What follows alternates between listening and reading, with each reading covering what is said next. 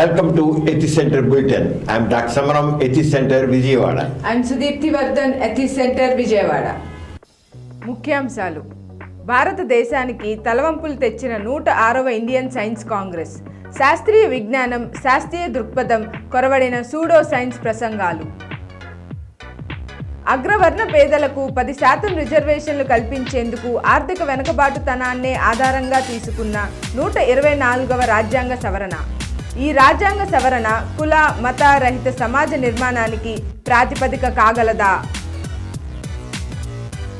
బాబాలు స్వామీజీల మ్యాజిక్ ట్రిక్లను చూసి ఆశ్చర్యపోయి అవి సైన్స్ సూత్రాలని దాటి ఉన్నాయని, అది మహత్యమేనని గుడ్డిగా నమ్మే కొందరు సైంటిస్టులు ఉన్నారు. సైంటిస్టులు కూడా అతి తేలికగా మ్యాజిక్ వలలో పడిపోతారు, అతీత శక్తిగా ఒప్పేసుకుంటారు. జేమ్స్ రాండీ, ప్రపంచ ప్రఖ్యాత మెజిషియన్, రేషనలిస్ట్.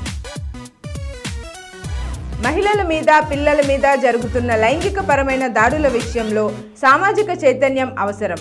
వాసవి మహిళా మండలి జరిపిన ప్రత్యేక మహిళా డిగ్నిటీ మార్చ్ విశేషాలు. మరణించిన వ్యక్తి నోటిలో తులసి తీర్థం పోస్తారు. తులసి తీర్థం పోయడంతో ప్రాణం లేచి వస్తుందా? ఇంటికి నైరుతి దిశలో బావులు గుంటలు ఉన్నట్లయితే అరిష్టమా? అకస్మాత్తుగా ఆగిన గుండెను, శ్వాసని తిరిగి తెప్పించేందుకు డాక్టరే అవసరం లేదు. సిపిఆర్ ప్రక్రియ తెలిస్తే ఎవరైనా బ్రతికించగలరు. సిపిఆర్ ప్రక్రియ గురించి వైజ్ఞానిక విశేషాలు. ముఖ్యాంశాలు చూశారు కదా, ఇక వాటి వివరాల్లోకి వెళ్దాం. డాక్టర్ గారు, ఇటీవల పంజాబ్లోని లవ్లీ ప్రొఫెషనల్ యూనివర్సిటీలో జరిగిన 106వ ఇండియన్ సైన్స్ కాంగ్రెస్లో ఆంధ్ర యూనివర్సిటీ వైస్ ఛాన్సలర్ మాట్లాడుతూ, కౌరవులు టెస్ట్ ట్యూబ్ టెక్నిక్ ద్వారానే పుట్టిన వాళ్ళని, అలాగే భారతదేశంలో ఏనాడో లక్ష్యాన్ని ఛేదించి వెనక్కి వచ్చే మిసైల్స్ ఉన్నాయని, రామాయణ భారత కాలాల్లోనే భారతదేశంలో సైన్స్ ఎంతో ఘనంగా ఉందని పేర్కొన్నారు. ఒక యూనివర్సిటీ వైస్ ఛాన్సలర్ ఇలా మాట్లాడడంలో ఏమాత్రమైన సైన్స్ ఉందా? సైన్స్ లేదు, కామన్ సెన్స్ లేదు, రెండూ లేదు. అసలు విశ్వవిద్యాలయాలు అంటే విజ్ఞానానికి కేంద్రాలు. విజ్ఞానం అంటే ఏంటి? అది పూర్తిగా సత్యం మీద, అలాగే పరీక్షకు నిలిచేదాని మీద, యథార్థం మీద, అంటే fact based, evidence based knowledge అక్కడ ఉంటుంది. అంతే ఊహాగానాలు ఉండవు.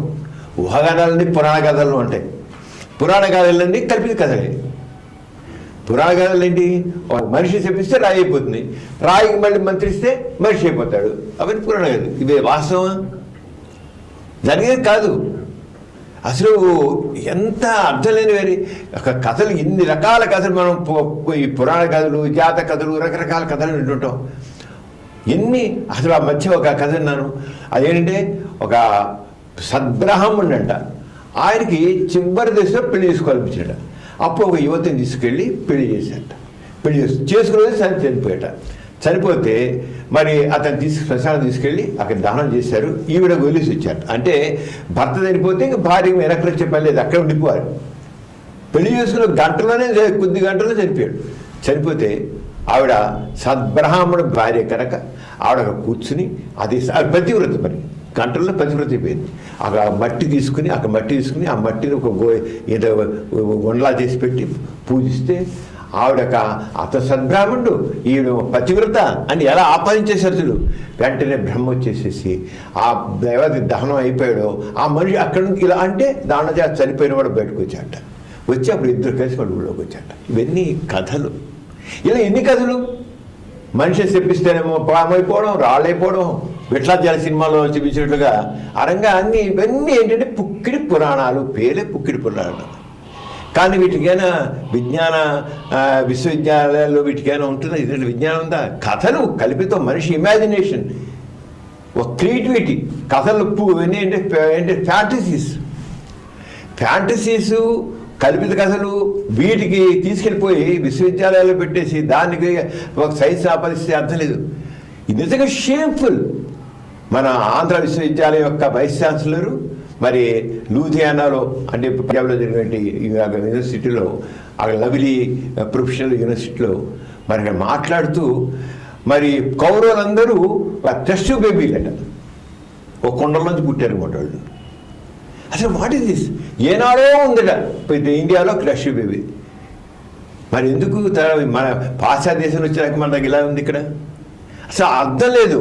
అంటే ఏదో రకంగా ఒక రకమైన అర్థం పర్థం లేనటి ఈ అన్సైంటిఫిక్ విషయాల్ని సైంటిఫిక్గా ప్రూవ్ చేయాలి. అందులో ఎంత షేమ్ అంటే ఇండియన్ సైన్స్ కాంగ్రెస్లో ఇలాంటి విషయాలు మాట్లాడడం చాలా సిగ్గు చేయడం విషయం.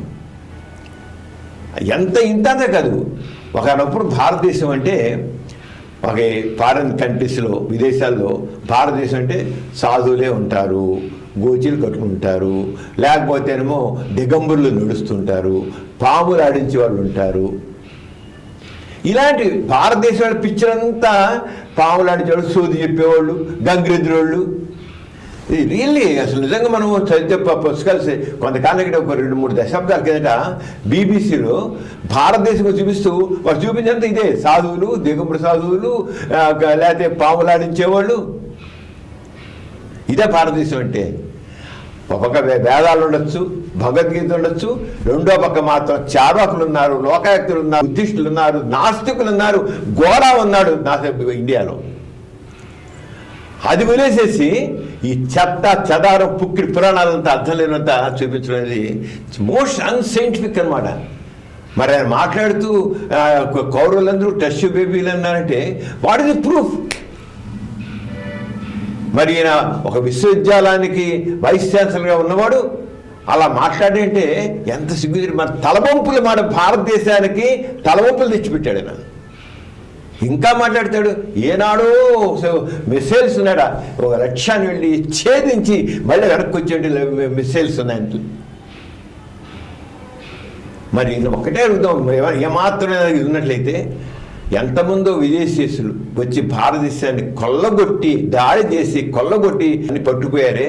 పట్టుకుపోయినప్పుడు వీళ్ళు మిసైల్స్ ఏంటైనాయి? భారతదేశానికి దండయాత్రలు జరిగాయి కదా, ఆ దండయాత్ర ఎందుకు ఈ మిసైల్స్తో వాళ్ళందరూ అంత తేల్చలేదు? వాటిని ఆలోచించరు. అంటే ఏదో రకంగా ఒక అశాస్త్రీయ విషయాల్ని ఒక సైంటిఫిక్గా, ఎందుకంటే ఇదంతా సైన్స్ యుగం కదా, ఇప్పుడు జరుగుతుందంతా సైన్స్ యుగం. సైన్స్ యుగంలో వెళుతాం మనంతా సైన్స్లో ఉన్నాం. అయినా సరే ఆ సైన్స్ యుగానికి ఒక సూడో సైన్స్ని తీసుకొచ్చి పెట్టి, అది సైన్స్ కాదు, ఒక సైన్స్ ముసుగులో అశాస్త్రీయమైన విషయాలు తీసుకొచ్చి పెట్టేసి జనాల్ని మభ్యపెట్టి మన సంస్కృతి, మన వేదాలు, మన భారతం, మన భాగవతం, మన రామాయణం అంటూ ఒక పనికిరాని అర్థం లేనటువంటి అశాస్త్రీయమైన విషయాల్ని ప్రొజెక్ట్ చేయాలనుకోవడం చూసావా? ఇది చాలా హేయమైనది అంటాను నేనైతే. రాబోయే తరం అంతా కూడా ఒక సైన్స్ సంబంధించిన తరం అది, ఆ యుగం అది. అలాంటి యుగాన్ని ఇప్పుడున్న సైన్స్ యుగంలో ఉన్నాం, ఇంకా మంచి యుగంలో ఉంటాం మనం. అలాంటి వాళ్ళు ఇంకా ఇలాంటి మాట్లాడడం అనేది. మరి దీంట్లో ఎలాంటివి చెప్పారంటే, ఇక ప్లాస్టిక్ సర్జరీ ఎప్పుడో ఉందట భారతదేశంలో. వినాయకుడు దాని ఎగ్జాంపుల్ ఇట. భారతదేశంలో ప్లాస్టిక్ సర్జరీ ఈ ముండమి ఒక వినాయకుడికి తీసుకొచ్చి పెట్టేశారు, తలకే పెట్టేశారు. పెడితే ప్లాస్టిక్ సర్జరీ. కథలను కూడా నిజాలుగా నమ్మమని చెప్పి ఏంటంటే, ఒక విశ్వవిద్యాలయం ఉపకులపతి అసలు ఆయన వెంటనే ఇలా మాట్లాడేందుకైనా వెంటనే సస్పెండ్ చేయాలంటాను నేనైతే మాత్రం. ఏడని చెప్పేది విశ్వవిద్యాలయాలు విజ్ఞానానికి కేంద్రాలు. ఈ విజ్ఞానమా? పుక్కిడి పురాణాల కేంద్రాలు అవుతాయి ఇలాంటివి. అసలు అక్కడ పనిచేసే వాళ్ళకి, అక్కడ ఫిజిక్స్ ప్రొఫెసర్ కానీ, ఒక కెమిస్ట్రీ ప్రొఫెసర్ కానీ, ఒక ఇంకోళ్ళు కానీ తలవంపులు. ఏమిట్రా ఇలాంటి మాటలు మాట్లాడి కింద మనం పనిచేస్తున్నాం అని. ఇదే కాకుండా 103వ సైన్స్ కాంగ్రెస్లో అయితే అప్పుడు కూడా సైంటిఫిక్ పేపర్స్ ప్రింట్ చేశారు. దానిలో పులి చర్మం పైన కూర్చుంటే వృద్ధాప్యం రాదట. అదో సైంటిఫిక్ పేపరు. పులి చర్మం వచ్చి వృద్ధాప్యం రాదట. వాడు మంచి ఎప్పటికీ నవయవనంలో ఉంటాడట. ఒక ఆల్ ఇండియా సైన్స్ కాంగ్రెస్లో వాళ్ళు మాట్లాడేది నేను అర్థం ఉందా? అలాగే గోమూత్రంలో ఒక బ్యాక్టీరియా ఉంటాయట, అవి ఆహారాన్ని బంగారంగా మార్చేస్తాయట. ఇవి సైంటిఫిక్ పేపర్స్. ఒక మామూలుగా మనం ఏదైనా సైన్స్ సంబంధించిన ఒక స్టేట్ కాన్ఫరెన్స్కి వెళ్ళినా ఒక పేపర్ ఏం చేయాలంటే దానంతా ముందు పంపించబడ్డారు. పంపించే యాబ్స్ట్రాక్ట్ సైన్స్ అంతా స్క్రూటినై చేసి అసలు ఏమైనా ఫిట్ అవునా కాదా, దీంట్లో ఏమైనా సైంటిఫిక్ బేసిస్ ఉందా లేదా అని చూసి ఉంటేనే మనం మామూలుగా రీజనల్ కాన్ఫరెన్స్, స్టేట్ కాన్ఫరెన్స్లో మన పేపర్ను ఒప్పుకుంటారు. అది ఇప్పుడు మనది. అలాంటిది ఒక నేషనల్ సైన్స్ కాంగ్రెస్లో ఇలాంటి అశాస్త్రీయమైన విషయాలు చెప్తే అసలు ఎలా యాక్సెప్ట్ చేస్తుంది సమాజం? అంచేత దీంట్లో ఏమీ లేదు, అసలు ఏదో రకంగా ఇప్పుడు ప్రస్తుతం కేంద్రంలో ప్రభుత్వం ఏదో రకంగా అశాస్త్ర విషయాలు జనాల పూట ఎక్కించాలని ప్రయత్నం చేస్తుంది. అలాగే కాలం చెల్లిన బూజు పెట్టిన అశాస్త్రమైన విషయాల్ని ఏదో రకంగా తీసుకుపెట్టి ఇది మన యొక్క సంస్కృతి, మన సైన్సు మనది అంటూ జనాల్ని ముబ్బి పెట్టే ప్రయత్నం చేస్తుంది. ఇప్పుడు ప్రభుత్వం చేస్తున్న కేంద్ర ప్రభుత్వం ఇదే రీతి ముందుకు వెళుతుంటే మాత్రం చాలా చాలా నష్టం జరుగుతుంది భారతదేశానికి. ఇప్పటికే భారతదేశం ఇక్కడ చదువుకున్న వాళ్ళందరూ కూడా విదేశాలు వెళ్ళి అక్కడ చాలా దగ్గర వచ్చి భారతదేశం ఇమేజ్ని పెంచుతున్నారు. ఇక్కడ కుర్రాళ్ళు అక్కడ వెళ్ళి ఇక్కడ చదువుకున్న వాళ్ళు కానీ అక్కడ ఉన్న పనిచేస్తున్న కానీ మన భారతదేశం ఇమేజ్, పూర్వకాలం భారతదేశం అంటే సాధువులు, పాములు పట్టేవాళ్ళు, పాములు ఆడించేవాళ్ళు, లేదా మామూలుగా ఏదో ఆటలు చిన్న ఇది చేసేవాళ్ళు అన్న దాన్ని ఇమేజ్ని పెంచారు మన యూత్. భారతదేశం రోజు ఇమేజ్ ఇచ్చినంటే ఈ యూత్ వాళ్ళు ఎవరైతే ఎడ్యుకేట్ సైంటిఫిక్ చదువుకున్నారో వాళ్ళ ఇమేజ్ వచ్చింది. కానీ ఇటువంటి అశాస్త్రీయమైన విషయాలు మాట్లాడే వాళ్ళు కాదు ఇమేజ్ వచ్చింది. ఇన్ని సంవత్సరాలుగా ఇన్ని శతాబ్దాలుగా మన భారతదేశాన్ని బయట మామూలు అతి సాధారణమైన చెప్పుకుంటాం. మన దేశం, మన సంస్కృతి చాలా గొప్పదని. సంస్కృతి అది కాదు, మన సంస్కృతి మన మధ్య కుటుంబ సంబంధాలు కానీ మానవ సంబంధాలు కానీ బాగున్నాయి. కానీ ఇవి కాదు సంస్కృతి అంటే. ఈ అశాస్త్ర విషయాలు కాదు సంస్కృతి అంటే. ఈ పుక్కిడి పురాణాలు కాదు మన సంస్కృతి అంటే.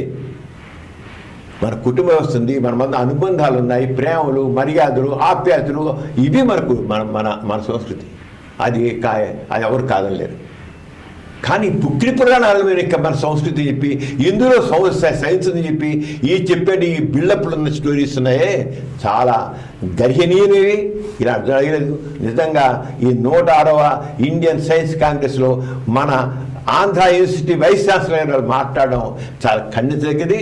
ఎవరైనా ఏ మాత్రం సరే ఇంగిత జ్ఞానం అన్నా సరే దీన్ని ఖండించి తీరాల్సింది.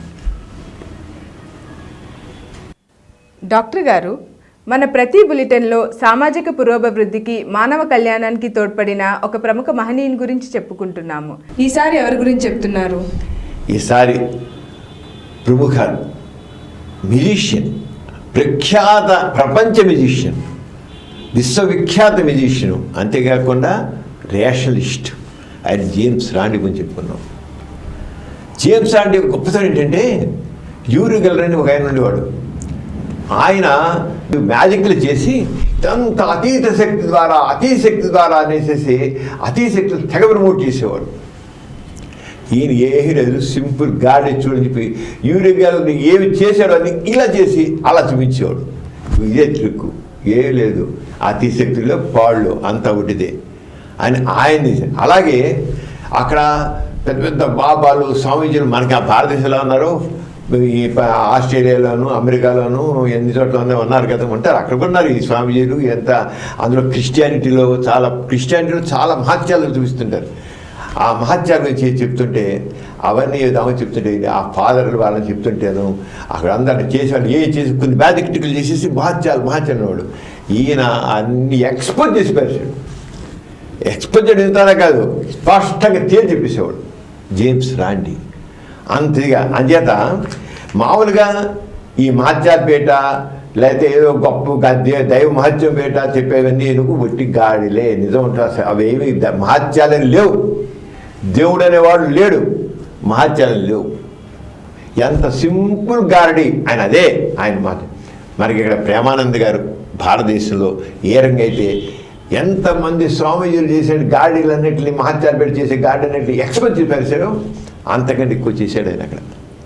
అంచేత మహిమలు, దివ్యశక్తులు ప్రశ్నాత్మకంగా చేసిన వ్యక్తుల్లో, అంటే ప్రశ్నాత్మకంగా ఏదంత వడ్డీదాన్ని చేసిన వ్యక్తుల్లో జేమ్స్ రాండి చాలా ప్రముఖంగా చెప్పుకోవచ్చు. ఆయన ఊరికి ఎక్స్పెక్ట్ చేయడం కాదు, ఎవరైనా సరే దైవ మహత్యం చెప్పేదాన్ని నేను తేల్చేస్తాను, మీరు మహత్యం చెప్పండి, ఆ మహత్యం కాదు నేను చేసి చూపిస్తాను, మీరు నిలబడతారు. మీ మహత్యం దాన్ని అంటే దైవ మహత్యం అతిశక్తి ద్వారా జరుగుతుందని చెప్పండి, నేను దాన్ని ఎక్స్పోజ్ చేస్తాను, మీరు $10,000 ఇస్తాను. నిజంగా మీరు దైవ మహత్యంగా చూపించగలిగితే నేను $10,000 ఇస్తాను అనేసి ఆయన ఒక పెట్టాడు, బహుమతి పెట్టాడు. ఎవరైనా ప్రూవ్ చేయండి, దైవం అయితే ప్రూవ్ చేయండి దాన్ని అని, అంటే అంత ఛాలెంజ్. అలాగా ఆయన $10,000 బ్యాంకులో పెట్టి ఇంద్రియాతీత శక్తుల్ని ప్రపంచంలో ఎవరు ఎక్కడ రుజువు చేసైనా డబ్బు స్వీకరిస్తున్నారు. 20 ఏళ్ళ నుండి ఆ పందాన్ని ఎవరు గెలవాల. ఇక ప్రేమానంద్ గారు అలాగే, కొవ్వూరు గారు కూడా అంతే. అలాగే 10 లక్షలు ఎవడైనా ప్రూవ్ చేయండి, మీరు అతీశక్తాన్ని ప్రూవ్ చేయండి, ఎవరు చేయలేదన్నమాట. అంచేత జేమ్స్ రాండి ప్రపంచం అంతా పర్యటించేసి అద్భుత శక్తుల్ని, మహిమల్ని, ఈ భక్తి కూటములను ఉంటే వీటన్నిటిని, ఈ జ్యోతిష్యాన్ని, వీటన్నిటిని పూర్తిగా ఎక్స్పోజ్ చేసి పరిచాడు. ఎంత ఉట్టిది పార్సు, ఏమీ లేదని. ఇటీవల జేమ్స్ రాండి ఒక విజ్ఞాన సరస్సు వివరించారు. అంటే ఎన్సైక్లోపీడియా, అన్ని రకాల అకారాది వరుసలో అన్ని చోట్ల ప్రచారం ఉన్న శక్తుల గురించి సంక్షిప్తంగా హాస్యభరితంగా వివరించారు. ఆయన ఒక గొప్పతనం ఏంటంటే ప్రతిదాన్ని చాలా హాస్యంగా చెప్తాడు. మరి ఇంట్రెస్ట్ అన్నమాట జేమ్స్ రాండి. ఊరికే చెప్పడం కాదు, మనిషి ఒక హాస్యం చదువుతుంటే ఏదో కాకుండా సబ్జెక్ట్ చదువుతాను కాకుండా హాస్యంగా చూపించేసాడు అనమాట. ఆరంగా మహిమ నుంచి గుట్టు రట్టు చేశాడు. టీవీ ప్రసారంలో జేమ్స్ రాండి శక్తులు, మహిమల బండారాలను బయటపెట్టడమే కాకుండా చైనా నుండి ఆస్ట్రేలియా వరకు పర్యటించి ఉపన్యాసాలు ఇచ్చారు. ఫిలిప్పీన్స్లో విపరీత మోసాలకు గురైన సైకిక్ సర్జరీని నిశ్చితం. సైకిక్ సర్జరీ ఒకటి ఉంది, ఏం లేదు, మీ కళ్ళ ముందే నేను ఒక కత్తితో చిన్న ఘాటు కూడా పెట్టకుండా పొట్ట ఇలా పొట్ట మీద చెయ్యిలా పెట్టేసేసి పక్క కిడ్నీని బయట చేసేస్తాం. మన భారతదేశంలో ఒక ఆయన వచ్చాడు, ఇక చాలా పారిపోయాడు ఫిలిప్పీన్స్ వచ్చి. సైకిక్ సర్జరీ అన్నమాట. నేను మీ బుర్రలోంచి రాళ్ళు తీస్తా, మీ ఊపిరితిత్తులోంచి కంతులు తీసేస్తా, మీ లివర్లోంచి ముక్కలు తీసేస్తా, ఆ క్యాన్సర్ తీసేస్తా, ఆ గడ్డ తీసేస్తా, రాయి తీసేస్తా అని చెప్పి సైకిక్ సర్జరీ. అంటే మనసుని మెస్పరైజ్ చేసి హిప్నోటైజ్ చేసి తీశారు. నేను సైకిక్ సర్జరీ అనేది మనకు భారతదేశంలో ఒక ఆయన చేశాడు, ఇకంతా అందరూ అయిపోయాడు, పారిపోయాడు. ఏం లేదు, మెస్పరైజ్ చేయడం అన్నమాట. ఇలా కడుపు పెట్టి తీసేస్తాను. ఆ సైకిక్ సర్జరీని ఎక్స్పోజ్ చేసి పరిస్థితి ఏమి లేదు, నేను చేస్తాను కూడా చేసి చూపించాడు. ఇక మన ఆంధ్రప్రదేశ్లో ఒక విక్రమ్ అని ఒక మెజిషియన్ ఉన్నాడు. ఆయన కూడా ఈ సైకిల్ సర్జరీ హైదరాబాద్ చేసే ఆయన ఆ సర్జరీ చేసాడు. అప్పుడు పివి రంగారావు గారిని ఆయన అప్పుడు ప్రేమిష్టి నరసింహారావు అబ్బాయి, ఆయన కూడా వెళ్ళాడు సైకిల్ సర్జరీకి. అలా కొంతమంది ఏంటి కడుపు నొప్పి తీసేస్తా, అవి తీసేస్తా నిజం కలుగుని నమ్మేడే. దీనికి జేమ్స్ రాండి పేరు సమాధానం కూడా చెప్పాడు విషయం తను చెప్తాను. అలాగే అమెరికాలో భక్తి కోటాల దొంగ పాపాలను నిలబెట్టి వారి మోసాలు చెప్పడం కొందరు పోయారు అక్కడి నుంచి కూడా. మరి భక్తి కోటాలు అంటారు, భక్తి కోటాలు ఏమంటారు? చెవుడు ఈ ప్రార్థనలో కాళ్ళు లేని వాడికి కాళ్ళు వచ్చి లేచినట్టు చెడిపోవును, కళ్ళు కనబడిన గుడ్డి వాడికి కళ్ళు వచ్చి చూపు వచ్చి లోకాన్ని చూచును, చెవిడి వాడికి వినికిడి వచ్చేను అని భక్తి కుటాలు అంతే కదా. నా కాళ్ళు లేనివాడు లేచి కూర్చున్నాడు, మాట వచ్చేసింది, చూపు లేనివాడు చూపు వచ్చేసింది అంటాడు. ఇవన్నీ తెలిసిన ఆయన ఎంత పాసు, ఇదంతా మేడప్ స్టోరీస్, ఎంత ఏం లేదు. వాళ్ళందరూ ముందంతా బిల్డప్ వాళ్ళందరూ వాళ్ళు చికెన్ చేసి అంత బాగుపరిచిన వాళ్ళని తీసుకు కూర్చోబెట్టి ఇదంతా నాటకం ఆడేసింది, నాటకం అని చెప్పి ఇలాంటివన్నీ ఎక్స్పోజ్ చేసి పెరిచాడు. చేస్తే ఏవైతే బాగా ఈ పెద్ద క్రిస్టియన్ ఫాదర్స్ వీళ్ళందరూ చేసి ఉన్నాయి సో ఇవన్నీ వాళ్ళందరూ పారిపోయారు కూడా అక్కడ అమెరికన్స్.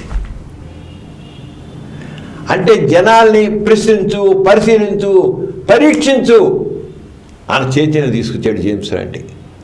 అందుకనే మ్యాజిక్ అనేది మనుషుల్లో జిజ్ఞాసను పెంచడమే కాదు, పరిశీలించే గుణాన్ని, పరీక్షించే గుణాన్ని పెంచుతుంది. దాన్నే ఏం చేస్తున్నారు బాబాలు? అతీంద్ర శక్తి, దైవశక్తి, నేను దైవాంశ సంపూర్ణుడిని, నా దగ్గర దేవుడి శక్తులు ఉన్నాయి, నేను ఏమైనా చేయగలను, మీ జబ్బులు పోగొడతా, మీకు ఏదో చేశానంటే గాడిలు చేస్తే మందలు జనాలు అర్థం లేకుండా వెంటపడుతుంది. అది జేమ్స్ రాండి దాన్ని ఎక్స్ప్లోర్ చేశారన్నమాట. యూరి గెల్లర్ తన దివ్యశక్తుల మాతృడిగా ప్రచారం చేసి డబ్బు లక్షలు సంపాదించాడు, $1,00,00,000 సంపాదించాడు. అలాంటి వాడిని యూరి గెల్లర్ని ఎక్స్ప్లెయిన్ చేశాడు. నువ్వేం చెయ్యి మహాత్మబేట, నేను చేసి చూపిస్తాను, నువ్వు చేసేదాన్ని. ఆయన ఏం చేయని క్షణాలు చేసేదిగో ఇది మ్యాజిక్, నువ్వు మహాత్మ్యం ఉన్నావు మ్యాజిక్ అని చూపించాడు అన్నమాట. అలాగే ఇక ఎన్నో విషయాల్ని ఆయన ఎన్సైక్లోపీడియాలో వివరించాడు. ఇలాంటివి కూడా అన్నమాట. భారతదేశంలో మహిమల గుట్టును శాస్త్రంగా వెల్లడించిన ప్రేమానంద్ గురించి కూడా ఆయన రాసిన పుస్తకంలో ఆయన ఎన్సైక్లోపీడియా దాంట్లో ఆయన తెలియజేశారు. ఈ ఎక్కువగా మన పాశ్చాత్య దేశాల్లో ఈ క్రిస్టియానిటీ ఎక్కువ కదా, ఈ భక్తి కూటాలు ఎక్కువగా ఉంటాయి. భక్తి కూటములు అంటారు కదా. ఈ భక్తి కూటాలు ఏర్పరిచి భజనతో, ప్రార్థనతో, బోధనతో రోగాలు నయం చేస్తామని, వికలాంగులను బాగు చేస్తామని ప్రపంచవ్యాప్తంగా మోసాలు చేస్తుంటే దీన్ని ఛాలెంజ్ చేసి అదంతా బూటకమని జేమ్స్ రాండి రుజువు చేశారు. ఆయన వెర్రి భక్తితో జనం కొత్త బాబాల తోటి తిరుగుతూనే ఉన్నారు. ఒక బాబాని ఎక్స్ప్లెయిన్ చేస్తే ఇంకో బాబా వచ్చేస్తున్నాడు. అందుకని జనాల్లో కావాల్సినంటే ఆ మహత్యాల మనస్తత్వాన్ని పోగొట్టాలి, ప్రశ్నించే గుణాన్ని తేవాలి. కేవలం ఒక బాబాని ఎక్స్ప్లెయిన్ చేసిన ఫలితం లేదు. జేమ్స్ స్పష్టంగా చెప్పాడు, మీరేదో బాబాలు వ్యక్తం చేస్తే చేసుకుంటే లాభం లేదు. ఆ బాబా ఇంకో బాబా వీడేమంటాడు, వాడు దొంగ బాబా అంటాడు. అంతవరకు మంచి బాబా జనం ఉన్నది. యాక్చువల్గా ఎప్పుడే ఎక్స్ప్లెయిన్ అయిపోయాడు దొంగ బాబా అంటారు. కానీ బాబాలు ఈ మహత్యాలు లేవు అనేది మాత్రం జనాల్లో లేవు. ఆ రకమైన ఆలోచన లేదు. అందుకని అసలు మహత్యాలు లేవు, దైవశక్తులని లేవు, దేవుడు అనేవాడు లేడు, అతిశక్తులని లేవు. దేనైనా ప్రశ్నించు, పరిశీలించు, పరీక్షించు, విజ్ఞత ఉపయోగించు, వివేకంతో ప్రవర్తించు. జేమ్స్ ఒకటి 100 సార్లు చెప్పాడు. అలాగా ఒక బాబాని ఎక్స్పోజ్ చేసినారు మాత్రాన, ఒక పాస్టర్ని ఎక్స్పోజ్ చేసిన మాత్రాన ఏ లాభం లేదు. ఒకటి చేస్తాం, చేసుకెళ్తాం. కానీ అదే టైంలో వీడు దొంగ బాబా అని కాదు. ఈ బాబా చేసినా ఎవరు చేసినా తప్పే. ఈ బాబాలు ఎవరు చేసినామని అబద్ధమే. అది జేమ్స్ రాండి ఒకరికి చాలా స్పష్టం, మనం తెలుసుకోవాల్సింది. అంతేగాని ఒకరు ఇలా ఎక్స్పెక్ట్ చేసుకుంటే లాభం లేదు. మొత్తాన్ని టోటల్గా కొట్టిపరేయాలన్నమాట. అసలు ఇలాంటివన్నీ ఎవరు చేసేంత అబద్ధం అనేది. అలాగే గుడ్డి వాళ్ళను స్వస్థత కోటాల్లో బాగు చేసినట్టు చేసిన మోసాలను వెల్లడించాడు. కొంత దివాలా తీసి పారిపోయారు కూడా. ఈ రంగా జేమ్స్ రాండి చేసే సైంటిస్టులు చాలా సైంటిస్టులు నమ్ముతారు. సూర్య భగవంతుని పెద్ద సైంటిస్ట్ ఉండేవాడు మన భారతదేశంలో. ఆయన సత్యసేవ చేసే గార్డెన్ని మార్చలేనివాడు. అరే పెద్ద సైంటిస్టు సత్యసేవ చేసేది గార్డెన్లే. ఉంగరాలు ఇవ్వడం, లేదా చైన్స్ ఇవ్వడం, లేదా విభూతి ఇవ్వడం, అది ఎవరైనా ఇస్తారు. కానీ ఆయన కూడా మిస్ అంటే ఏంటంటే ఎందుకు అంటే వాళ్ళ మైండ్ సెట్ అంతా కూడా ఒక అతీశక్తి ఉంది, దైవశక్తి ఉంది. కొందరు వ్యక్తులు దైవాస సంభూతులు అనే భావం చిన్నప్పటి నుంచి వాళ్ళు ఫిక్స్ అయిపోయి వాళ్ళు ఎవరైనా చేసే వాళ్ళకి వాళ్ళు మామూలుగా ఒక మ్యాజిక్ ట్రిక్ ఏదో వింతగా కనబడితే అమ్మో ఇది సైన్స్కి అందని నిజము, అందుకని అది దైవశక్తి. అంచేత జేమ్స్ రాండి ఏమన్నా అంటే సైంటిస్టులు కూడా ఒక్కబార్ల పడ్డ కారణం ఏంటంటే వాళ్ళు దాన్ని అర్థం చేసుకోక సైన్స్కి అందని విషయం అని చెప్పి ఆ సైన్స్కి అందని విషయం దైవశక్తి, అతిశక్తి. అంటే సైంటిస్టులు కూడా అలా బోల్తా పడుతున్నారు. అంటే అలా కాదు అని సైంటిస్టులు వాళ్ళ పూర్తి జ్ఞానం ఉపయోగించాలి. అసలు ముఖ్యంగా కానీ సైంటిస్ట్ కావాల్సింది ఏంటంటే వాళ్ళకి ఏ అతీత శక్తి లేదు. అది గాడి ట్రిక్కు మనం ఇప్పుడు తెలుసుకోలేకపోవచ్చు. గాడి ట్రిక్ ఇప్పుడు సైన్స్ మనం ఎన్నో గాడి చూస్తుంటాం. మనిషి ఇలా బలం ఇప్పుడు పెడతారు, బడబడ కొసిపారేస్తారు. మనిషి మళ్ళీ మనిషి ఇట్లా పోతారు, మళ్ళీ చూసి మళ్ళీ పెడతారు, పెడితే మళ్ళీ అంటుకుపోతుంది, మళ్ళీ లేచి చూస్తారు, మాయం చేసేస్తుంటారు. ఏంటి మామూలుకి అర్థం కాదు. కానీ కేవలం మ్యాజిక్ ట్రిక్ అదంతా. అక్కడ లేటర్ బీమ్స్ పెట్టచ్చు, ఇంకోటి పెట్టచ్చు, అది పెడితే కనబడవు. చాలా రకరకాల ట్రిక్కులు నేను ఇది గుర్తించకుండా ఈ ట్రిక్కులు గుర్తించకుండా అంటే సైంటిస్టులు కూడా వాళ్ళల్లో ఉన్న ఆ మైండ్ సెట్ వల్ల, దైవ నమ్మిక వల్ల, ప్రశ్నించే కూడా లేకుండా పోవడం వల్ల, సాంప్రదాయ భావాల వల్ల ఉండడం వల్ల వాళ్ళు ఈ బాబాల బారిన పడుతున్నారు. ఎంత పెద్ద సైంటిస్ట్ అవ్వచ్చు, కానీ వాళ్ళు శాస్త్రీయ దృక్పథం లేకపోవడం లేవుతున్నారు. ఈ జేమ్స్ రాండి ఈ విషయంలో చాలా స్పష్టంగా చెప్పాడు. శాస్త్రీయ విజ్ఞానం కావాలి, శాస్త్ర విజ్ఞానం ఒక్కటే ఉంటే సరిపోదు, శాస్త్ర దృక్పథం కావాలి. శాస్త్ర దృక్పథం అంటే విస్తరించడం, పరిశీలించడం, పరీక్షించడం కావాలి అని ఆ రకంగా చేసుకొచ్చారు కూడా. అలాగే పారాసైకాలజీ అని ఒకటి ఉంది. మన తెలియకుండా ఎక్కడో పునర్జన్మ, పూర్వజన్మలో మీరు ఇలా ఉన్నా, ఈ జన్మలో పుట్టాను, లేదా పునర్జన్మ ఉంది. ఈ పారాసైకాలజీ కూడా ఒట్టి బూటకం. ఆయన పారాసైకాలజీ సంబంధించిన గాథలన్నింటినీ, పునర్జన్మ గాథలన్నింటినీ బట్టబయలు చేశాడు జేమ్స్ రాండి. అంత గొప్ప మ్యూజిషియన్, రేషనలిస్ట్ జేమ్స్ రాండి. ఆ జేమ్స్ రాండి అనేవాడు ఈ ప్రపంచానికి చెప్పాలని ఒక మేలుకొల్పు. ఆలోచించు, పరిశీలించు, ప్రశ్నించు, పరీక్షించు, నిలబడు వేలాగా. అది ఇప్పుడు మన సైంటిస్టులు అందరూ చూడు, పెద్ద పెద్ద డాక్టర్లు, ఇంజనీర్లు, సైంటిస్టులు పోయి తిరుపతి దేవుని పోయి నమస్కారం పెట్టుకుంటారు, గుండు చేయించుకుంటారు. అంటే మతం మత్తు మందిని కార్ల్ మార్క్స్ అన్నాడు చూసావా, ఊరికే కాదు. మతం సంబంధించిన విషయాలు కానీ, ఒక సాంప్రదాయ విషయాలు కానీ ప్రశ్నించడం ఉండదు. ఇంకా వాళ్ళ వివేకం ఇంకా అక్కడ పురుషుట పెట్టేస్తారు, ప్రశ్నించారు. అలాంటి సమాజం ముందుకెళ్ళదు. సమాజం ఎప్పుడు ముందుకెళ్తుంది? ఇలాంటి మూఢనమ్మకాలని, మౌఢ్యాన్ని వదిలిపెట్టడం సమాజం ముందుకెళ్తుంది. అది కావాలి. డాక్టర్ గారు, ఇటీవల లోక్సభలో అగ్రవర్ణ పేదలకు 10% రిజర్వేషన్లు కల్పించేందుకు ఆర్థిక వెనుకబాటుతనాన్నే ఆధారంగా తీసుకున్న 124వ రాజ్యాంగ సవరణ బిల్ పాస్ అయింది కదా. ఈ రాజ్యాంగ సవరణ బిల్లు కుల మత రహిత సమాజ నిర్మాణానికి ప్రాతిపదిక కాగలదా? ఏమాత్రం అవదు. ఇంకా ఈ కుల వ్యవస్థని పదిలం చేస్తుంది. జనాలు ఇంకా నేను నా కులానికి రావాలి, నేను ఇంకా చేయాలని చెప్పేసి అలా చేస్తుంది. ఈ కులాపోదు సమాజము ఒక మామూలుగా మనుషుల ఆలోచనలన్నీ కూడా కులాంత సమాజం, మతాంత సమాజం విడుతుంది. కానీ ప్రభుత్వ విధానాలు, ఈ రాజకీయాలు మాత్రం ఈ కులాన్ని, మతాన్ని పెంచి పోషించి ఓట్లు సంపాదన చేస్తుంది. ఈనాటి వ్యవస్థ, రాజకీయ వ్యవస్థే ఈ సమాజంలో ఉన్న కుల వ్యవస్థకి, మత వ్యవస్థకి ముఖ్యమైన కారణం. అసలు యాక్చువల్గా ఏం చేయాలి? ఎవరికైనా అవకాశాలు, విద్యా అవకాశాలు కానీ, ఉద్యోగ అవకాశాలు ఎవరికైనా ఆర్థికంగా వెనకబడి, లేదా విద్యా అవకాశాలు లేని వాళ్ళు కానీ వాళ్ళకి అవకాశాలు ఇవ్వాలి. ఆర్థికంగా వెనకబడ్డదన్న అది ఈ కులం కాదు, అన్ని కులాల్లో ఉన్నారు ఆర్థికంగా వెనకబడ్డవాళ్ళు. వాడు సామాజికంగా, విద్యాపరంగా వెనకబడ్డ వాళ్ళకి అవకాశాలు పొందుతుంది, తప్పే లేదు. అది సంక్షేమ రాజ్యం కనుక తప్పకుండా చేయాలి.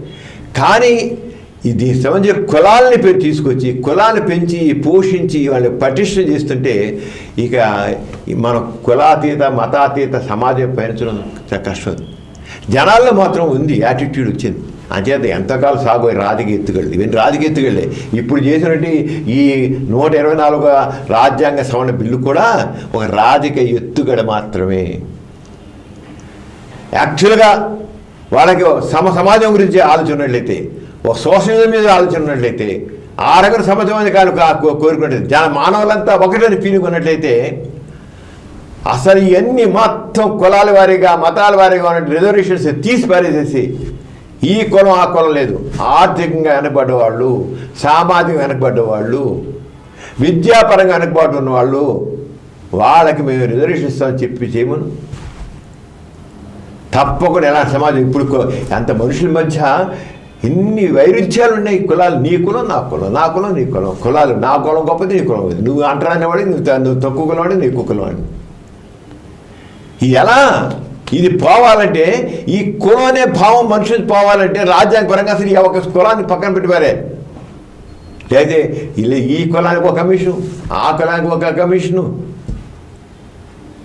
ఎన్ని కులాల వారీగా మనుషుల్ని ఇంకా మనుషులు దూరం చేసేసుకుంటారు. ఒకరికేమో నా కులం గొప్పది, నా కులం గొప్ప అనుకోవడం, లేదా నాకే కావాలి, నాకు కావాలి అవకాశం, నా కులం వాడికి కావాలి, నా కులం వాడికి కావాలని అనుకోలేదు తప్ప, పక్కవాడే తక్కువ ఉన్నాడే వాడికి కావాలి, ఆర్థిక అనుకోండి కావాలి, వాడికి విద్యా అనుకోండి కావాలి అనే ఆలోచన లేదు. కంచేత సమాజం రావాలంటే ఈ కులాల పరంగా ఇప్పుడు ఏం చేశాడు, ఈ 124వ రాజ్యాంగ సవరణ బిల్లులో అగ్ర కులాలు వాళ్ళకి అన్నాడు. అగ్రకులానికి మళ్ళీ దాంతో ఏంటిపోయింది, మళ్ళీ కులాలంటే మళ్ళీ చూసి అగ్రకులాలు అది దాని మతాలు కూడా అని చెప్పాడు. ఏ మతం అనగా పర్వాలేదండి, అగ్రకులాలు మతాలు ఎవరికైనా అవకాశం. ఇక చివరికి ఏంటైపోయారంటే ఈ రంగ డివిజన్ సమాజాన్ని కులాల వారీగా మతాల వారీగా డివైడ్ చేసే తీర్చి వస్తుంది. అది కాదు మాకు కావాల్సింది. అందరికి అసలు దీని లేకుండా కులం మతం ప్రస్తావన లేకుండా అందరికీ సమాన అవకాశాలు కావాలి. ఆ సమాన అవకాశాలు కల్పే దిశలో మన ప్రభుత్వం విధానం ఉండాలి, మన రాజ్యాంగ విధానం ఉండాలి. ఇప్పుడు 124వ ఈ సవరణ చట్టం ఉందే, ఇది అరంగే తోడ్పడుతుంది. ఏమైనా ప్రభుత్వానికి కమిట్మెంట్ ఉంటే, నిజంగా సమాజంగా కమిట్మెంట్ ఉంటే, ఆర్థికంగా ఉన్న వెనకబడుతున్నాన్ని, విద్యాపరమైన సామాజిక వెనకబడుతున్నాన్ని మీరు ప్రాతిపదిక తీసుకుని వాళ్ళకి మీరు చేస్తామని చెప్పి ఆరంగా చేస్తే అప్పుడు సరైన సమస్య వస్తుంది. అంతేగాని ఇది కాదు అది ఈ సవరణ వల్ల ఒరిగేది ఏమీ లేదు. ఇంకా చెప్పాలంటే కులాల మధ్య వైరుధ్యాలు పెరుగుతాయి, వైషమ్యాలు పెరుగుతాయి. కులాలు ఎవరి కులం, నా కులం గొప్పది, నా కులం గొప్పది అంటారు. తక్కువ కులం అని తక్కువగానే చూస్తారు. నీకు ఒక దళిత వర్గానికి చెందినవాడు వచ్చాకు వాడు తక్కువ కొన్నాడు కాక వాడు సీట్ సంపాదించాడు అంటే వాడి మీద ఒక రకమైన జలసి, మనుషుల మధ్య జలసీని పెంచుతుంది. ఈ జలసీ వల్ల దాని వాడు అక్కడ కొలసలు వేరు, వాడు ఆ పేదల పేరుతో వాళ్ళు లాభం పొందేస్తారు. వాడికి ఎంత తక్కువైంది వాడికి, మనము ఇంకా ఇలా ఉంచాడా అలా ఉంచేస్తారా? అంటే ఈ రకంగా మనుషుల మధ్య వరకు అనేది ఇక ఒక రకం అంటే మనిషి యాంటీ క్యాస్ట్, ఆ పర్టికులర్ క్యాస్ట్ మీద యాంటీగా ఉండి ఆరంగా జరుగుతుంది. అదే ఈ 124వ రాజ్యాంగ సవరణ చట్టం ఏ రకంగా కూడా కులరహిత మతరహిత సమాజం నిర్మాణానికి తోడ్పడదు. డాక్టర్ గారు, గత 15 రోజుల్లో నాస్తిక కేంద్రం వాటి అనుబంధ సంస్థల ఆధ్వర్యంలో జరిగిన కార్యక్రమాల వివరాలు తెలియజేయండి. సుదీప్తి, వాసవ నరసింహంలో ప్రతి శనివారం మధ్యాహ్నం 12 1 గంట వరకు హెల్త్ ఎడ్యుకేషన్ ప్రోగ్రాం జరుపుతున్నాం. ఇందులో ముఖ్యంగా నాలెడ్జ్ అందరికీ కావాలి. ఆరోగ్య సంబంధించిన నాలెడ్జ్, విజ్ఞానం అందరికీ కావాలి. నాలెడ్జ్ పవర్, మన విజ్ఞానమే మన శక్తి, మన సంపద. అంచేత అది అందించడం కోసం కృషి చేస్తున్నాం. ఇది వాసవ్య హెల్త్ ఎడ్యుకేషన్ 990 వీక్లీ ప్రోగ్రాంలో జనవరి 5న నవజాత శిశువుల సంరక్షణ అంశంపైన ప్రముఖ నరాల వ్యాధుల నిపుణులు డాక్టర్ జి శరత్చంద్ర గారు మాట్లాడారమ్మా. చిన్న పిల్లలు వాళ్ళు ఎలా సంరక్షించాలి, నిజంగా వాళ్ళు చాలా చాలా సుకుమారంగా చాలా సున్నితంగా ఉంటారు కదా, వాళ్ళకు కూడా వాళ్ళ విషయంలో ఇలాంటి కేర్ తీసుకోవాలనే విషయం మీద దీంట్లో మాట్లాడడం జరిగింది. ఇండియా మొత్తం బోల్డెన్ ట్రెడిషన్స్ ఉన్నాయి. దాంట్లో ఏమేమి చేయాలి ఏమేమి చేయకూడదు అనే దానికి ఎక్కడ మనకి ఒక రెగ్యులేషన్ కానీ ఏం లేదు. ఎందుకంటే అనాదిగా వచ్చే ట్రెడిషన్స్ ఇవి. వాటిల్లో నిజంగా ఏది మంచిది ఏది చెడు అనేది ఆలోచించకుండా ప్రాక్టీస్ చేయడంతో మన బేబీస్కి బోల్డెన్ ఇన్ఫెక్షన్స్ రావడం కానీ ఇంకో ఇబ్బందులు కలిగించడం కానీ ఇలాంటివన్నీ కూడా ఉంటాయి. ఫర్ ఎగ్జాంపుల్ వాసనలు వేయడం కానీ లేకపోతే ఆముదం పోయడం కానీ ఇలాంటివన్నీ కూడా చేయకూడని పద్ధతులు. అలాగే చేయొచ్చు అనే పద్ధతులు కూడా ఉన్నాయి. కొన్ని చేసేవి చాలా మంచివి. కొబ్బరి నూనెతో మసాజ్ చేయడం ఇలాంటివన్నీ కూడా మనకి బేబీకి ఎప్పటి నుంచో ఉండే పద్ధతులు మదర్కి బేబీకి ఉండే బాండ్ పెంచుతుంది. దాంతోపాటు అసలు బేబీకి బ్లడ్ సర్క్యులేషన్ పెంచుతుంది. జనవరి 12న జరిగిన 991 వీక్లీ ప్రోగ్రాంలో ప్రముఖ intensive care specialist doctor K వినోద కుమార్ గారు సిపిఆర్ అంశం ప్రసంగించారు. అంటే కార్డియో పల్మనరీ రీసక్సిటేషన్ అంటాం. అంటే కొంతమంది సడన్గా ఏదో కారణం వల్ల రోడ్డు పడిపోవడమో ఏదో కాదు, అలాగే గుండె అయిపోద్ది లేదా ఊపిరి అయిపోద్ది, ఆ టైంలో టైమ్లీగా మనం ఇంటర్ఫియర్ అయ్యి వాళ్ళకి గుండెకి మసాజ్ చేసి మరి ఆర్టిఫిషియల్ రెస్పిరేషన్ చేస్తే మళ్ళీ బాగుపడతారు. ఎంతమందో ఎన్నో డెత్స్కి కార్డియాక్ అరెస్ట్ వస్తాయి, కార్డియాక్ అరెస్ట్ అంటాం. ఎన్నో డెత్స్కి టైమ్లీగా సిపిఆర్ చేయకపోవడం అంటే కార్డియో పల్మనరీ రీసెట్ అంటే గుండెకి తగిన మసాజ్ చేయడం వల్ల తగిన ఆర్టిఫిషియల్ రెస్పిరేషన్ ఇవ్వకపోవడం వల్ల చనిపోవడం ఎన్నో డెత్స్. అంచేత ఈ డెత్స్ జరగకుండా డాక్టర్ ఉండే హాస్పిటల్ ఎవరు నువ్వు నేను ఎవరైనా సరే ప్రతి ఒక్కరు చదువు అసలు ఏబీసీని కూడా తెలియపోవచ్చు, కానీ సిపిఆర్ గురించి తెలుసుంటే వాళ్ళు రక్షించవచ్చు. వాళ్ళు నీటిలో మునిగిపోయి ఊపిరైపోవచ్చు, లేదా పొగ వచ్చేసి దానికి ఎక్కడ పక్కన నొప్పి ఇవ్వచ్చు, లేదా సడన్గా ఏదో కారణంలో గుండె అయిపోవచ్చు. ఇలాంటప్పుడు వెంటనే సిపిఆర్ చేసినట్టయితే తప్పకుండా బయటపడతారు. అది ఎలా చేయాలి ఏమిటి అనేది ప్రాక్టికల్స్. మన జనాభాలో మొత్తం నా ఉద్దేశం కనీసం సగం మందికైనా సరే అది తెలియాలి.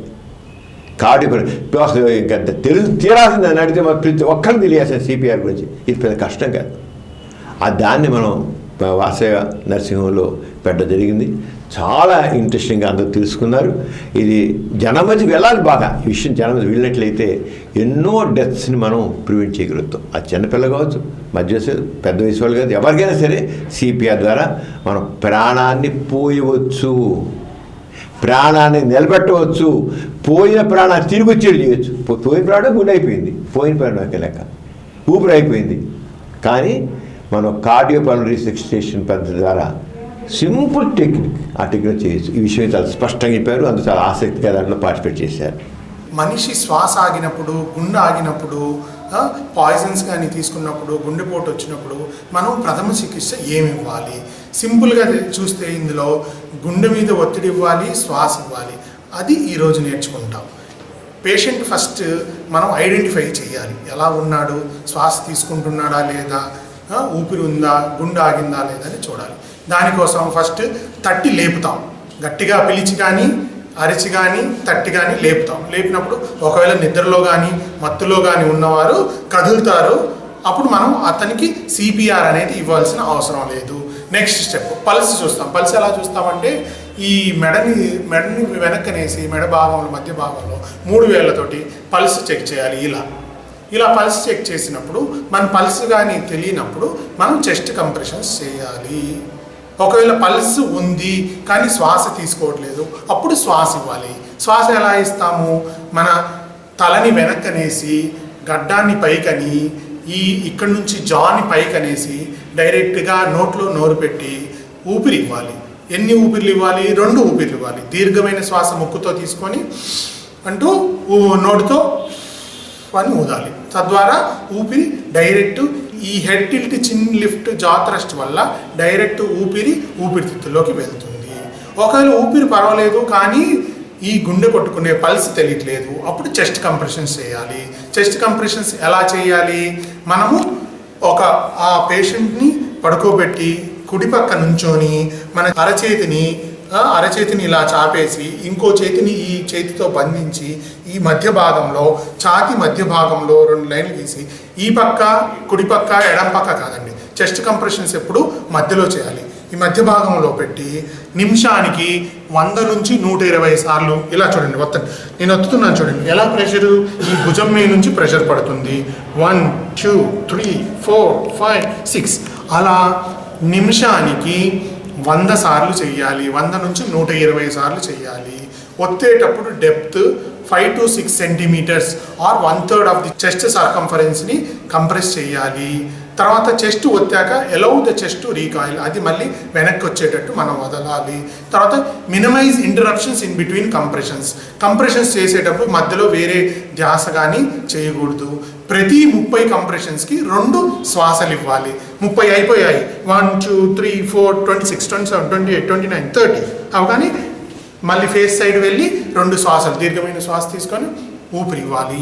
ఈ చిన్న ప్రక్రియ వల్ల, ఈ చెస్ట్ కంప్రెషన్ ఊపిరి ఇవ్వడం వల్ల 100లో 70 మందిని బతికించే అవకాశం ఉంది. ఈ చిన్న ప్రక్రియ అందరూ నేర్చుకుంటారని ఆశిస్తున్నాను. జనవరి 9న వాసవ్య కౌన్సిలింగ్ సెంటర్ ఆధ్వర్యంలో 22వ సైకాలజీ సదస్సులో discussion on positive outlook on new year resolution అనే అంశంపైన సైకాలజిస్టుల యొక్క సమావేశం జరిగింది. ఈ సమావేశంలో అసలు కొత్త సంవత్సరంలో మనం ఎటువంటి నిర్ణయాలు తీసుకోవాలి అంటే జనరల్గా అంటే మనం ఇప్పుడుగా కొత్తని ఆహ్వానిస్తుంటాం. కొత్త జరిగినప్పుడు ఏ రకమైన నిర్ణయాలు తీసుకోవాలి మనం. ఎప్పుడు నిరంతరం మనకి ఇప్పుడు కొత్త రెజల్యూషన్స్ అంటే కొత్త ఆలోచనలు, ఈ సంవత్సరం మనం ఇలా చేద్దాం, ఈ సంవత్సరం మనం ఇలా చేద్దాం అని మనకు రకమైన ఎప్పుడు ప్లాన్ చేసుకుంటాం. ప్రతిదానికి ప్లానింగ్ కావాలి. ప్లానింగ్ ఉన్నప్పుడే మన జీవితాన్ని చక్కగా తీసుకెళ్తాం. ప్లానింగ్ అంటే ఇలాగా చుక్కాలు లేనిలా ఉంటుంది జీవితం, లేదా దారం లేని గాలిపటంలా ఉంటుంది. గుర్తుంటుంది అలా కాదు. ప్రతిదానికి ఒక ప్లానింగ్, ఒక డిసిషన్, ఇలా చేయాలి, అలా చేయాలి, ఇవి చేయాలి, అవి చేయాలి, ఒక లక్ష్యాలు పెట్టుకోవాలి. అవి ఎలాంటి లక్ష్యాలు పెట్టుకోవాలి అనే విషయం పైన అక్కడ సైకాలజిస్టులు అందరూ కూడా మాట్లాడారు. ఇది వాసవ్య కౌన్సిలింగ్ సెంటర్ మన వాసవ్య నర్సింగ్లో ఉంది. దానిలో ఉన్న చేసే ప్రతి 15 ఒకసారి మీట్ అవ్వడం, అనేక మానసిక సమస్యలపైన మానసిక సైకాలజీ మీద మాట్లాడి జరుగుతుంది. అది జరిగింది చాలా చక్కగా మాట్లాడి చక్కగా రకరకాల విషయాలు మన ప్లానింగ్, మన జీవితాన్ని ఎలా ప్లాన్ చేసుకోవాలి, every year would plan it. ఆ సంవత్సరం ఒక లక్ష్యం. ప్రతి వాళ్ళు గోల్స్ కావాలి, జీవితంలో గోల్స్ కావాలి. Short term goals, long term goals అంటాం. ఈ షార్ట్ టర్మ్ గోల్స్ ఏమిటి అచీవ్ చేస్తే బాగుండని చెప్పారు. చాలా బాగా జరిగింది. డాక్టర్ గారు, మరణించిన వ్యక్తి నోట్లో తులసి తీర్థం పోస్తారు. తులసి తీర్థం పోయడం వల్ల పోయిన ప్రాణం లేచి వస్తుందా? ఏమీ రాదు, కేవలం మూఢనమ్మకం. తులసికి చెప్పలేంత ఔషధ గుణాన్ని అంటగడతారు. ఏం లేదు. మన ఆకులు రకరకాలుగా ఆకుకూరలు అన్ని రకాల విటమిన్స్ ఎలా ఉన్నాయి, తులసి ఆకులు కూడా అలాగే ఉన్నాయి. ఒక ఆకులో కొద్దిగా ఐరన్ కొంటే ఇంకో ఆకులో ఒక విటమిన్ ఏ కొంటే, ఒక ఆకులో ఒక బీకామ్స్ ఎక్కుంటే ఇంకో దాంట్లో ఎక్కువ విటమిన్స్, మినరల్స్, కొద్దిగా యాంటీ ఆక్సిడెంట్స్ అంటాం, అవి ఎక్కువ ఉంటాయి. ఆ రైతు తులసి ఆకులు కూడా కొద్దిగా ఔషధ గుణాలు కాదు, ఒక విటమిన్స్ లాంటివి ఎక్కువ ఉంటాయి. అంతకుమించి అదేదో ప్రాణప్రదాయిని, చాలా గొప్పది, దైవశక్తి ఉంది, దానికి మహత్యం లాంటిది. అసలు తులసి ఆకుకి ఇచ్చినంత ఇది పెద్దానికి ఆపాదించేస్తారు. మన హిందూ సంస్కృతిలో వచ్చింది ఏంటంటే ఒక దాన్ని గొప్పగా పెంచేసి దాన్ని మార్చాలనుకుంటేసి గొప్పదాన్ని ఆటపాయం చేసి దాన్ని ఆ లెవెల్కి తీసుకెళ్ళిపోతారు పైదాకి. అలాగే తులసి కూడా అంతే. ఇప్పుడు దీంట్లో తులసి కోట అంటే ఒకరంతా ఏదో పెద్ద ఆరోగ్యం ఉంది, దేవుడు ఉంటాడు, అంత శక్తి ఉంటుంది, అన్నీ ఉంటాయి. నేను ఏ లేదు. చనిపోయాక చనిపోయాక ఏం చేస్తారు, నోటు వేసి తులసకాయలు పెడతారు, వాడికి లేచి చూసుకుంటారు. లేదా తులసి తీర్థం పోస్తారు, వాడి ప్రాణం అదేదో సంజీవిని అని. ఆ సంజీవిని అంటే ప్రాణాన్ని కాపాడేదని, ఏ కాపాడదు, ఒట్టిది. మనం అది ఒక రకం మూఢనమ్మకమే. తులసి తీర్థం నోట్లో పోయిన వల్ల ప్రాణం లేచి రాదు, పోయిన ప్రాణం పోయినట్లే, పోయిన రాదు. ఇంకోటి సుదీప్తి, ఎప్పుడో ఒక మనిషి అన్కాన్షియస్గా ఉన్నప్పుడు ఎప్పుడు నోట్లు నీడిపోయకూడదు. కాస్త బతికేవాడు కార్డియోపల్మనరీ రీసెక్షన్ సిపిఆర్ ద్వారా బతికించేవాడు ఉంటే కూడా ఇది పడిపోయాడని చెప్పి అంటే నోట్లు నీడిపోసాకు అది పోయి నీళ్ళు పొట్టలో పోవు, ఊపిరితిలోకి పోతాయి. ఇంకా మనం ఏదో మసాజ్ చేసి చేద్దామని బతికిద్దామంటే వీళ్ళు పోసే నీళ్ళు తులసి నీళ్ళతో పోసానుకో, ఈ మసాజ్ ఇంకేం ఫలితం ఉండదు, ఊపిరితిలోకి వెళ్ళిపోయి ఊపిరి అంతా కూడా అయిపోదు. అంచేత తులసి నీళ్ళు, తులసి తీర్థం ఈ తీర్థం అంటే పెద్ద మహత్యంగా అంటగడ్డం ఉంటుంది. తీర్థం అంటే తులసి నీళ్ళు కాదు, తులసి తీర్థం అంటారు. తీర్థం కాదు, పాడు కాదు, అసలు లేదు, దానికి మహత్యం లేవు. అంచేత ఇది కేవలం మూఢనమ్మకమే తప్ప ఇంక దాంట్లో ఇటువంటి శక్తి లేదు.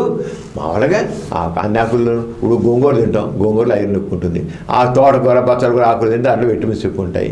ఇలా రకరకాల ఒక ఆకుకూరలో ఒక రకమైన ఉంటాయి. అందుకనే ఆకుకూర, అన్ని రకాల ఆకుకూరలు తింటే మన ఆరోగ్యానికి ఎంతో తోడ్పడుతుంది. విటమిన్స్ ఉన్నప్పుడు మన బాడీలో ఎంజైమ్స్ని బాగా పనిచేస్తాయి, మన బాడీ సిస్టమ్ పనిచేస్తుంది. అంచేత ఆకుకూరలు, అన్ని రకాల ఆకుకూరలు తినాలంటే ఒక్కో దాంట్లో ఒక రకమైన ఎక్కువ తక్కువలు ఉంటాయి అన్నమాట. అంచేత రక్తం తక్కువ ఉంది, గోంగూరకు సంబంధించి ఎక్కువ తిన్నాకు, ఇతర ఆకుపచ్చని ఆకుకూరలు తిన్నాకు మనకి ఎక్కువ రక్తం బట్టి కొంచెం ఐరన్ ఉంటుంది. ఆ రంగా మనకి జరుగుతుంది. అంతేగాని తులసి తీర్థం వల్ల, తులసి ఆకు వల్ల, నోట్లో తులసి ఆకులు పెట్టడం వల్ల ఒరిగేదేం లేదు. అదంతా కేవలం మూఢనమ్మకం. డాక్టర్ గారు, వాస్తు ప్రకారంగా ఇంటికి నైరుతి దిశలో బావులు, గుంటలు ఉన్నట్లయితే అరిష్టం అంటారు. ఇటువంటి మూఢనమ్మకాల్ని తొలగించాలంటే ఏం చేయాలి? మూఢనమ్మకాన్ని తొలగించాలంటే విజ్ఞానం కలిగించాలి. నైరుతి దిశలో ఒక గుంటలున్నా, నూతున్నా అదేదో అరిష్టం. ఆ ఇంట్లో వాళ్ళకి ప్రాణాపాయం ఉంటుంది, లేదా వ్యాపారంలో దివాలా ఇస్తారు, లేదా పెళ్ళిళ్ళు కావు. ఇలాంటి అన్నిటికీ మన సంస్కృతి ఏంటంటే లేనిపోయిన అన్ని భయాలు, మంచి కాదు, చెడ్డ కాదు. ఇలా ఉంటే మంచి కలుగుతుంది, ఇలా అయితే చెడు కలుగుతుంది. అన్నిటికీ ఏదో ఆపాదించడమే. మనుషులందరినీ ఏం చేశారు, సెంటిమెంటల్ ఫూల్స్ కింద మార్చేశారు. మన నమ్మకాలు, మన ఆచారాలు, మన సాంప్రదాయాలు జరిగిందంటే మనుషులందరూ సెంటిమెంటల్ ఫూల్స్. ఇలా చేస్తేనే మంచిది, ఇలా చేయబోతే చెడు జరుగుతుంది. నైరుతి ఎన్నో ఇళ్లలో నైరుతి దిశలో గుంటలు ఉంటాయి, నూతులు ఉంటాయి, ఎన్ని ఉంటాయి, ఏముందండి. అంచేది ఎప్పుడైనా సరే మూఢనమ్మకం ఉన్నట్లయితే తీసుకోండి 100 ఇళ్ళు. మనకి అన్ని ఇళ్ళు ఏమైనా ఇలాగ వాసు ప్రకారం కట్టుకునే వాళ్ళు ఉన్నారు. ఎంతమంది ఇళ్ళ పక్కన నైరుతి దిశలో ఎన్నో గుంటలు ఉంటాయి, నూతులు ఉంటాయి, వాళ్ళతో బాగుంటలేదా?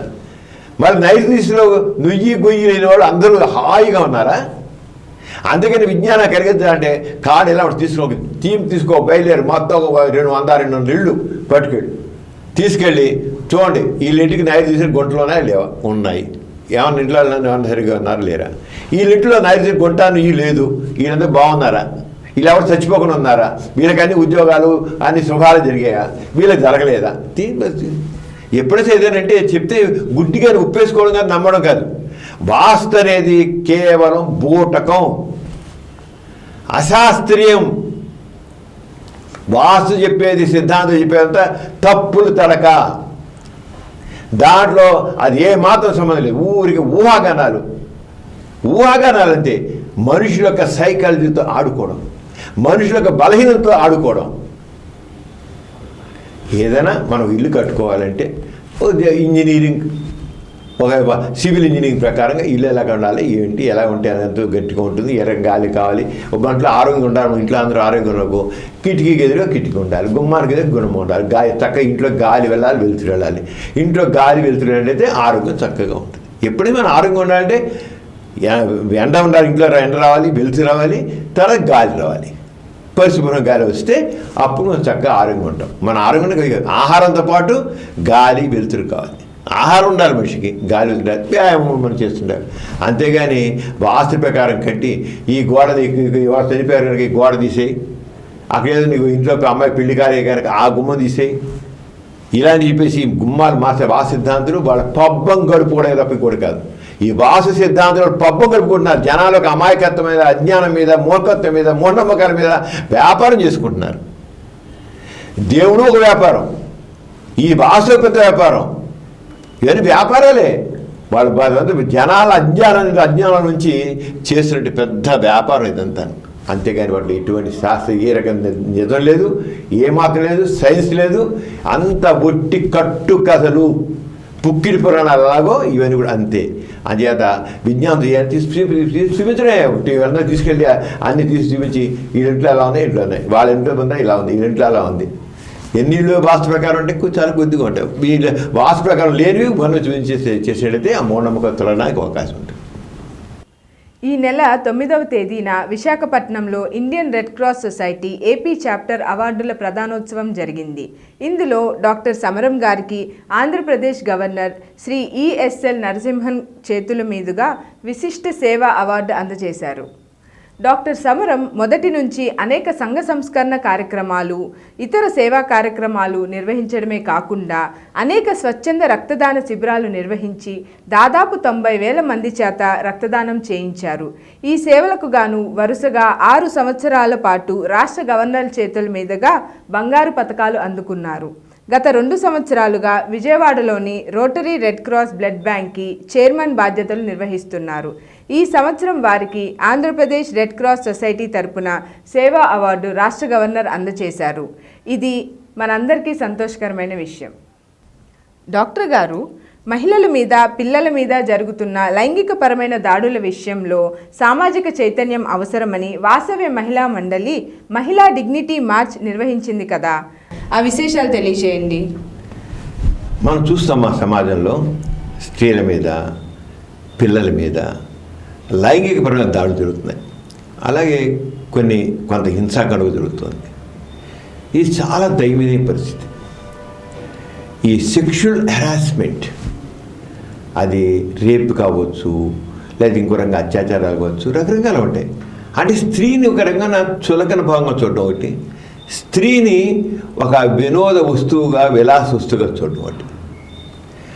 మనం కోరేది జెండర్ ఈక్వాలిటీ, ఆడైనా మగైనా అందరూ ఒక్కటే, స్త్రీ పురుషుల సమానం. అలాగే మహిళా సాధికారత కావాలని కోరుతున్నాం.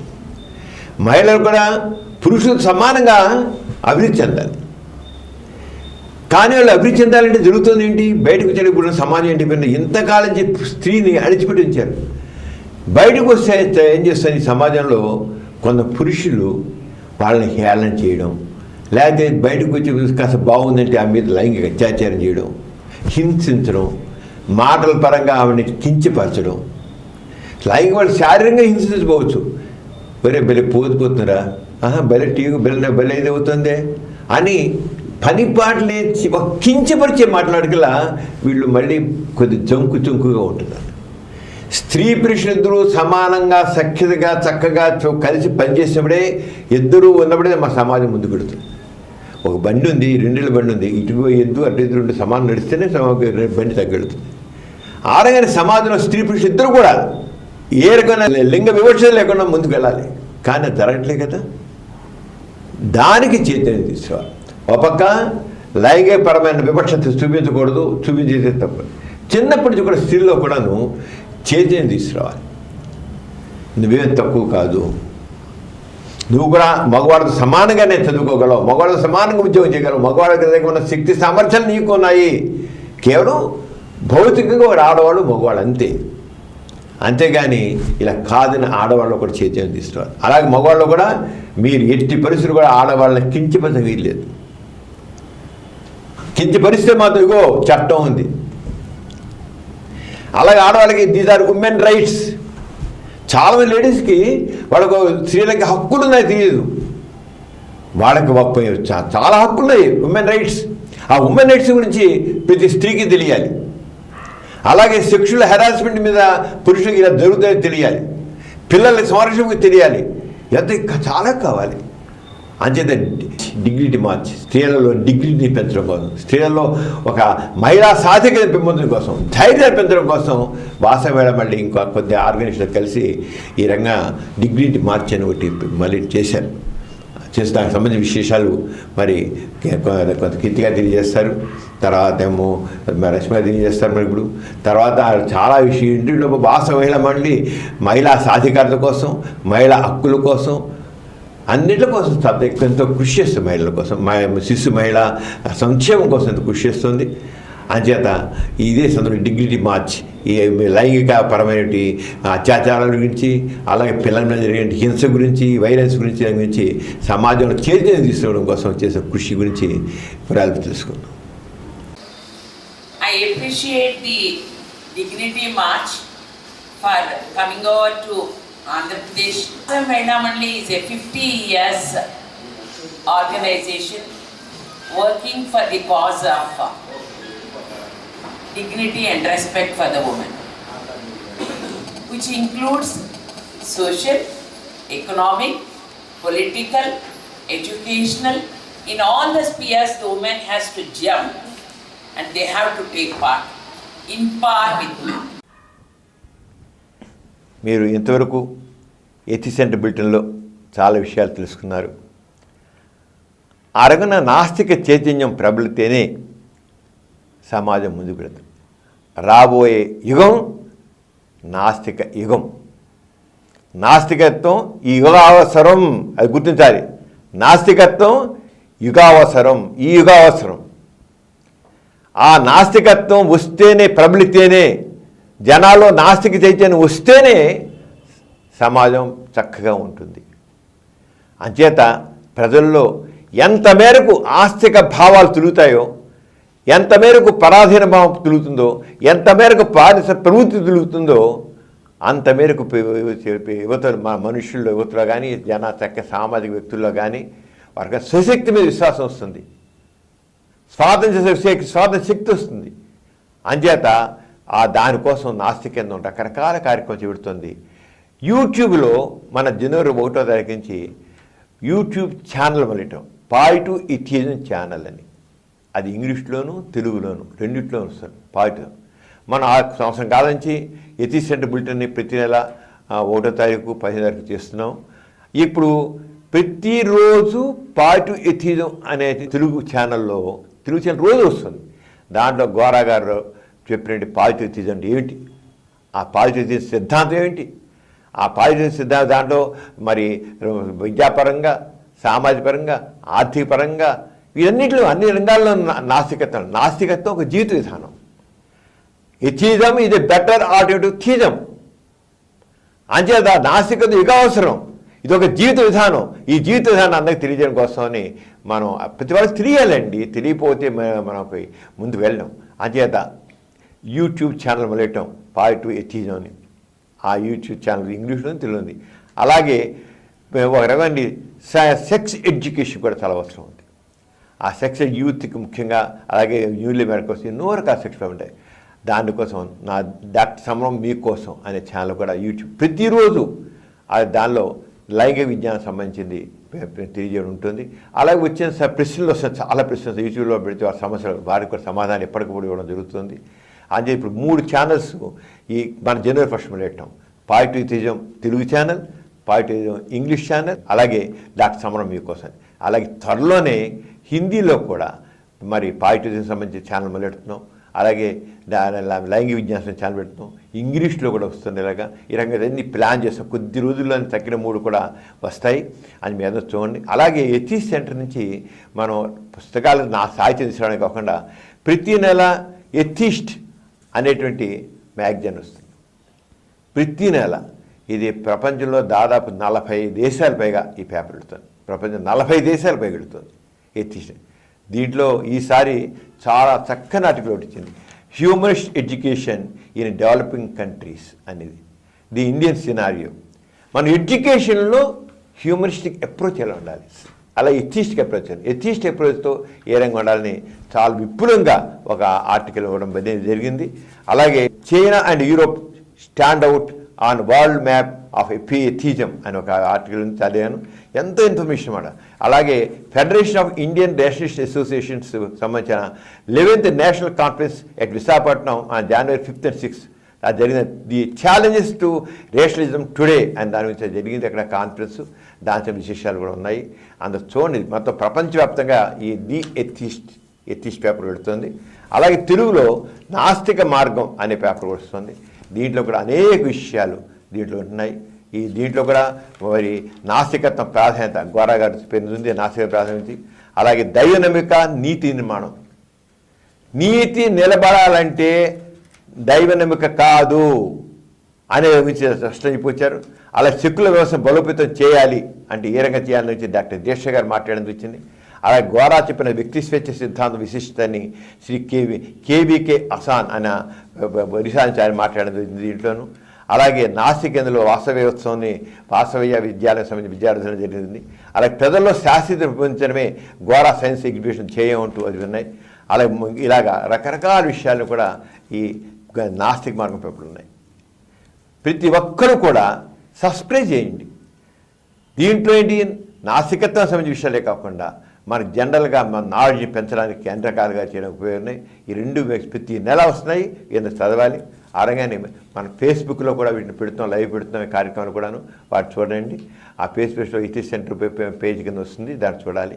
అది ఈ రంగా ప్రతి ఎథిస్ట్ సెంటర్ బులెటిన్లో ప్రతి నెల 1వ తారీఖు అలాగే 15వ తారీఖు సాయంత్రం 5 గంటలకి దీని బులెటిన్ పెడుతున్నాం. అలాగే ప్రతిరోజు వస్తుంది పాజిటివ్ ఎథిజం బులెటిన్. ప్రతిరోజు వస్తుంది పాజిటివ్ బులెటిన్, తెలుగులో వస్తుంది. అలాగే ఇంగ్లీష్లో వారానికి ఒకసారి వస్తుంది. అలాగే డాక్టర్ సమరం మీకోసం ప్రతిరోజు వస్తుంది యూట్యూబ్లో. అందరూ చూడాల్సిన కోరుతున్నాను. మరోసారి మళ్ళీ వచ్చే 15 రోజులకి కలుసుకున్నాం. అందరికీ జై ఇన్సాన్. జై ఇన్సాన్.